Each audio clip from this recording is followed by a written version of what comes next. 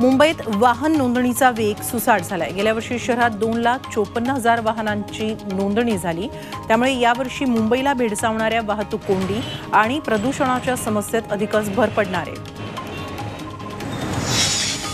PMPML बस प्रशासन मालामाल झाले। 2023 मध्ये पीएमपीएमएलच्या 85 कोटी रुपयांची वाढ होऊन उत्पन्न 609 कोटी रुपयांवर पोहोचलंय।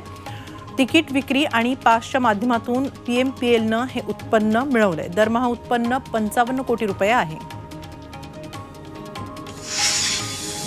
नवीन वर्षात नाटक आणि सिनेमा पाहणं मुंबईकरांसाठी महाग होण्याची शक्यता आहे, कारण मुंबई महानगरपालिकेनं रंगभूमी करात वाढ करण्याचा प्रस्ताव तयार केलाय। अंतिम मंजुरीसाठी हा प्रस्ताव मुंबई महापालिका आयुक्तांकडे पाठवण्यात आलाय।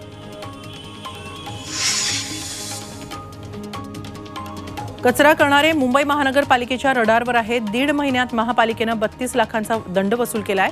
या 308 विकासकांचाही समावेश आहे। उघड्यावर कचरा जाळणं, उघड्यावर कचरा फेकणं अशा विविध प्रकरणांमध्ये कारवाई करण्यात आली। कचरा फेकणाऱ्यांवर कारवाईसाठी पालिकेनं स्वच्छ अंगण उपक्रम सुरू केलाय।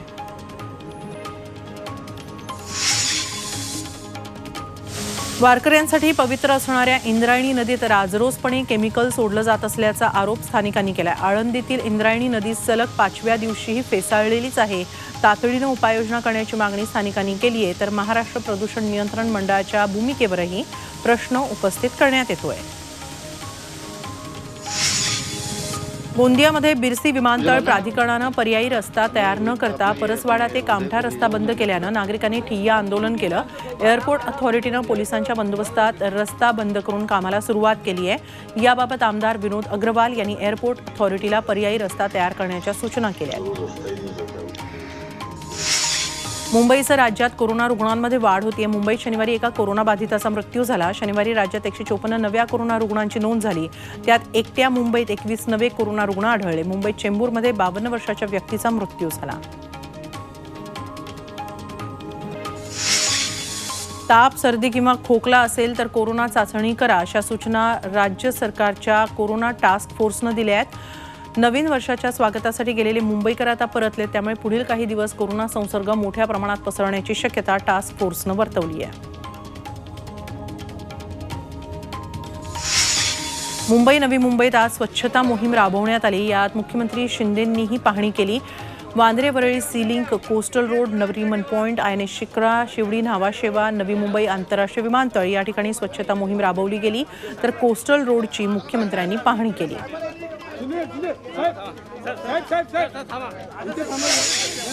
नव्या वर्षात मुंबईतील हवेची गुणवत्ता सुधारली आहे। शहरात धुळीवर नियंत्रण मिळवण्यासाठी स्वच्छता मोहीम राबवली जाते। या अंतर्गत दर दिवशी 500 ते 600 किलोमीटर रस्ते धुतले जात आहेत। हे काम पूर्ण करण्यासाठी महापालिकेनं पाण्याचे अतिरिक्त टँकर भाड्यानं घेतले। मुंबईतील तापमानात काहीशी घट होतीये। शनिवारी मुंबईतील किमान तापमान 17 अंश सेल्सिअस नोंदवण्यात आलं। यंदाच्या मोसमातील हा नीचांकी आकडा आहे। आज रात्री तसंच उद्या रात्री आणि पहाटे थंडी कायम राहण्याची शक्यता आहे। दिल्लीमध्येही कडाक्याची थंडी वाढली आहे। थंडीचा परिणाम जनजीवनावर होतोय। विद्यार्थ्यांना थंडीचा मोठा त्रास सहन करावा लागतोय। त्यामुळे दिल्लीतील शाळा पुढील 5 दिवसांसाठी बंद ठेवण्याचा निर्णय दिल्ली सरकारनं घेतलाय। नर्सरी ते 5वी वर्गापर्यंत शाळा बंद असणार आहेत। कांदा निर्यात बंदीमुळे एका महिन्यात नाशिक जिल्ह्यातील शेतकऱ्यांचे 500 कोटी रुपयांचं नुकसान झालंय। 7 डिसेंबरला केंद्र सरकारनं कांदा निर्यात बंदीचा निर्णय घेतला। आज याला 1 महिना पूर्ण झाला। शेतकऱ्यांचं नुकसान लक्षात घेता निर्यात बंदी उठवण्याची मागणी होतीये। शिंदेगडाच्या खासदार भावना गवळींना आयकर विभागानं मोठा झटका दिलाय। 8 कोटी 26 लाख रुपयांचा टॅक्स थकवल्याप्रकरणी गवळी यांच्या महिला उत्कर्ष प्रतिष्ठान या संस्थेची खाती गोठवण्यात आली आहे। 29 डिसेंबरला आयकर विभागानं भावना गवळींना नोटीस पाठवली होती।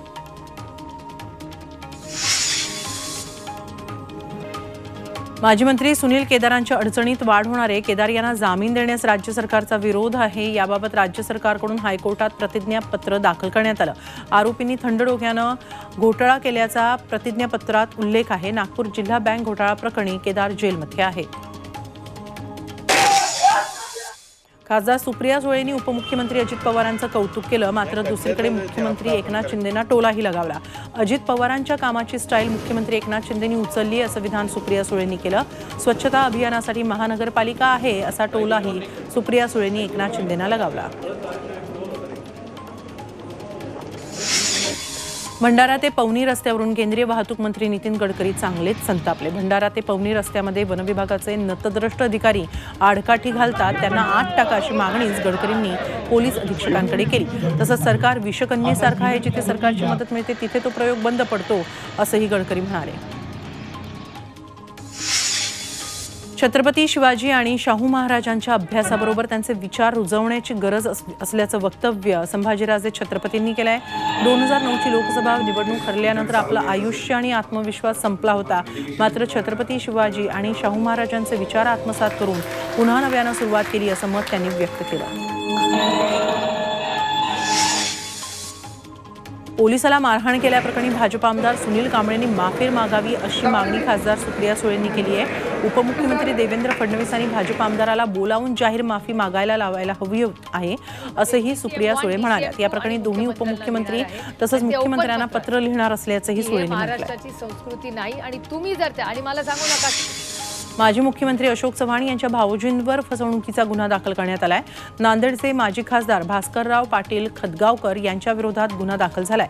नरसी इथल्या तुळजाभवानी सहकारी जिनिंग अँड प्रोसेसिंग संस्थेचे अध्यक्ष नसताना खदगावकर यांनी जागेसंदर्भात तडजोड केल्याचा ठपका त्यांच्यावर ठेवण्यात आलाय।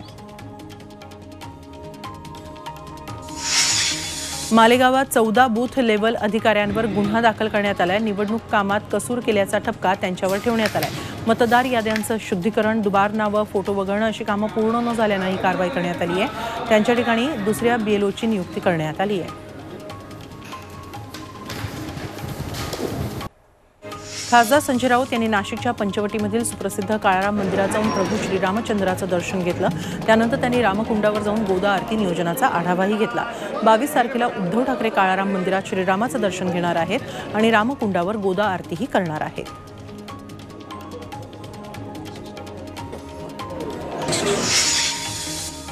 रामनगरी अयोध्येत 22 जानेवारीला होणाऱ्या प्राणप्रतिष्ठेची जय्यत तयारी सुरू आहे। यासाठी 17 जानेवारीपासूनच अयोध्येत पूजा अर्चा सुरू होणार आहे। यासाठी एक मेगा प्लॅनही तयार करण्यात आलाय।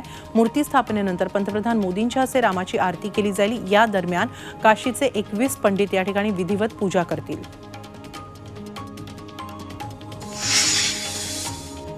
अयोध्येत विराजमान होणाऱ्या जानकी देवीसाठी आग्र्याच्या सराफा बाजारामध्ये खास पैंजण तयार केले जात आहेत। हिंदू मुस्लिम कारागीर गेल्या 15 दिवसांपासून रात्रंदिवस हे पैंजण तयार करतायत। या पैंजणीसाठी 551 ग्रॅम चांदीचा वापर केला गेला आहे।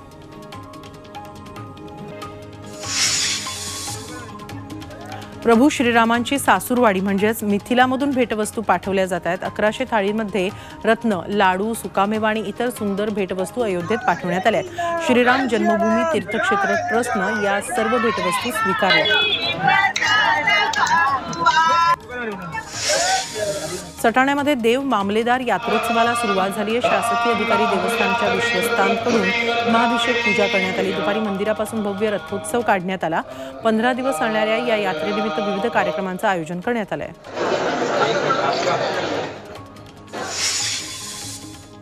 रत्नागिरीत कोकणातल्या पहिल्या कोस्टल मॅरेथॉनला सकाळी 6 वाजता सुरुवात झाली। यात जगभरातील धावपटूंनी सहभाग घेतला।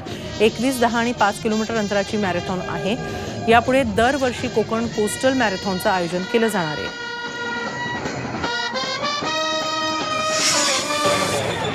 यवतमाळमध्ये हेल्थ मॅरेथॉनचं आयोजन करण्यात आलं। या मॅरेथॉनमध्ये नागपूर, मुंबई, पुणे सारख्या इतर अनेक शहरांमधून धावपटूंनी सहभाग घेतला। यात पोलीस विभागानंही नशामुक्त पहाट अभियानातून व्यसनमुक्तीबाबत जनजागृती केली।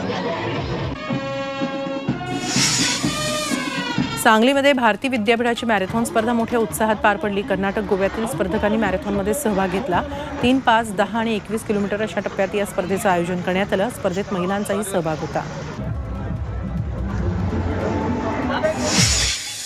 अहमदनगरमध्ये सायक्लोथॉन स्पर्धेचं आयोजन करण्यात आलं। सकाळी 7 वाजता स्पर्धेला सुरुवात झाली। मोठ्यांसाठी 100, 50, 25 किलोमीटर तर लहान मुलांसाठी 5 किलोमीटरची स्पर्धा घेण्यात आली। या स्पर्धेत 1516 स्पर्धकांनी सहभाग घेतला।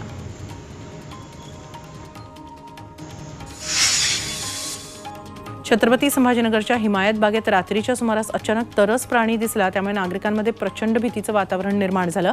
रहदारीच्या ठिकाणी तरस आला कुठून असा प्रश्न नागरिकांना पडला। त्याचा व्हिडिओ काढताना तो पळून गेला, त्यानंतर तो कुठे गेला हे अजून समजलेलं नाही।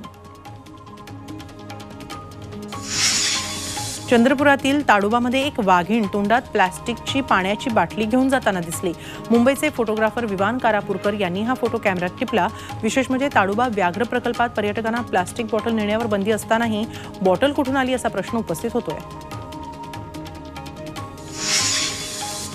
उत्तर प्रदेशच्या प्रयागराज इथल्या त्रिवेणी संगमावर स्थलांतरित सायबेरियन पक्षी दाखल झाले, त्यामुळे संगम घाटाच्या सौंदर्यात आणखीनच भर पडली आहे।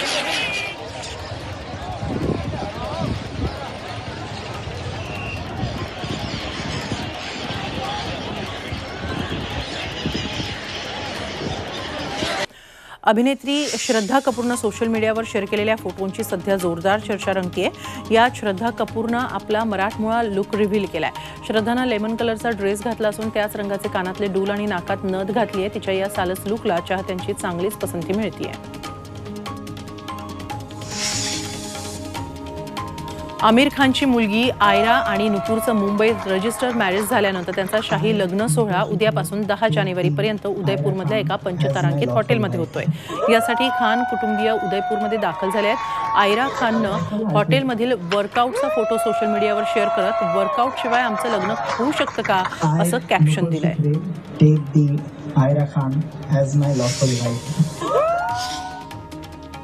रणबीर कपूरच्या ॲनिमल सिनेमानं रेकॉर्ड ब्रेक कमाई केल्यानंतर नुकतीच सिनेमाची सक्सेस पार्टी मुंबईत रंगली। त्याला ॲनिमल सिनेमातल्या कलाकारांसोबत बॉलिवूडच्या अनेक हस्तींनी हजेरी लावली।